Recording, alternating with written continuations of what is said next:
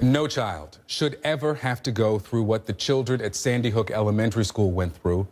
And now the children who survived that must get through the days ahead with what they've endured. A lot of us are having difficult conversations with our children, with our families, and we're having some conflicting feelings internally. I want to bring in licensed clinical psychologist Erik Fisher to talk about this. Erik, we talked during the break, and we've talked a lot about how to speak to the kids. Right. But before we go to kids, there are a lot of adults who are having a really difficult time coming to terms with this internally. I told you I was out shopping for my goddaughter, who's 7, yesterday, and almost started tearing up in the Target store. Is it okay to show that emotion to children? Absolutely. You know, what I'm kind of seeing this process is almost a vicarious grief, that we see the grieving other people are going through. And with our kids, so many of us fear losing them that when we see other people's loss, it brings out our own fears, and we almost play it out in our heads and minds, and we go through that grieving process without necessarily having to. So we have to see as adults, it is perfectly okay to show emotion. It's okay to let your kids know if you have some tears come to say, I really feel sad about, and if they don't know about the event, then I really feel sad about some things that happen around us. So reject that feeling to be stoic, to just be still and be the strong, stable one. Exactly, because to me it takes more courage to show the emotion, the sadness and things like that, than it does to just put a brave face on. I know we want to be strong for our kids, but sometimes being strong for our kids is being real and honest and letting them know, you know, sometimes I don't always have to be in charge of my feelings, and you don't either. Manage them, talk about them, because when they build up, then you can have a delayed grieving process that can come up in other situations. Let's go to Newtown. There's a couple that we spoke with. Their 2 children survived the shooting. We want you to listen to what they said, and we'll talk about it on the other side. We had to put the sign out in the front today asking people not to ring the doorbell because he still hasn't internalized the fact that this gunman, this bad guy, is gone. And he wants to know if there are more bad guys in the world. And I don't know how to answer that question properly. And so when someone rings the doorbell, he thinks it's him coming back, coming for him. And so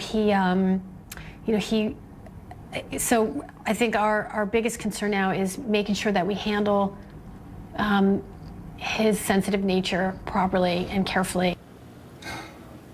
He wants to know if there are more bad guys in the world, and if this specific bad guy is coming back for him. They don't know how to answer it. How do they answer it? I think you let them know that as parents, it's our place and our job to protect you. In the school, it's their place to do the best they can to protect you, and things are in place. We can't make promises to kids that nothing will happen, because promises can't always be kept. Even in this situation, a promise couldn't be kept. We have to let them know that in life, events may happen. However, it's how we move through them, and that as a family, we love and support you, we take care of you, we're here to make sure you get the help and support that you need. And you know, he's got a whole process to move through, as well as a grieving process. There's also survivor's guilt process that he may go through too, as well as then the fear that somebody's going to come out of nowhere and cause harm. So this is going to be a long process for him to work through.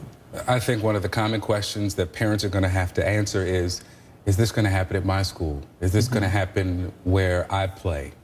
What do you tell them? Because you can't promise. Right. What do you say?